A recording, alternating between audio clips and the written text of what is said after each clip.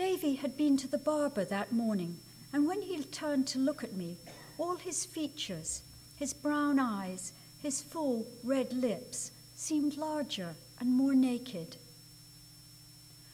"With your bare hands?" he asked mockingly. I knew it was just an expression, the bare emphasizing the extremity of whatever the hands were doing, but I glanced down at my own hands, rather small for a boy of my age, with my father's short, flexible thumbs, and I couldn't imagine them clutching the neck of an animal or bringing a hammer down on a skull. "Of course not," I said, "with a gun." I'd never held a gun of any kind, not even an air gun, but I'd seen enough films that I could picture myself squinting down the barrel, squeezing the trigger. "How about one of Dad's pigs?" Davy said. "If you kill it, I bet he'll let you have some of the bacon. Or there are the hens, but they're so easy they don't count." Davy himself killed hens on a regular basis, chopping off their heads with a little axe that the rest of the time was used for kindling. On the one occasion when I'd been present, the head had fallen to the ground, and the rest of the hen, a plump Rhode Island red, had stood up, blood pulsing from its empty neck, and taken a few tipsy steps in my direction. I'd come round to find myself staring at the sky, Davy's mother wiping my face with a towel, and the bird gone.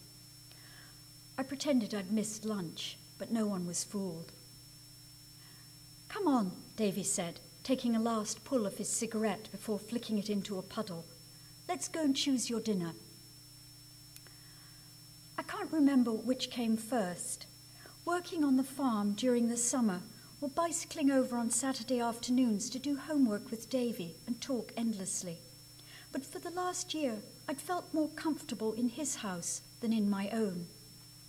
On Saturdays, his parents were usually out doing their weekly shop, and his older sister, if she were around, was either in her room with friends or absorbed in a book. That particular afternoon, we'd been puzzling over a passage in Horace's Odes when Davy said, "Did you see the way Yardley was swinging his briefcase when he left school yesterday? I bet he and Stevenson had it off last night." Mr. Yardley was our Latin teacher and Mr. Stevenson was our physics teacher, and Davy had some notion that the two men were a couple. I was equally adamant that they weren't.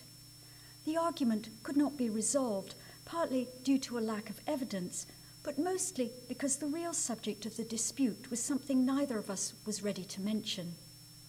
This was rural Scotland in the 1960s.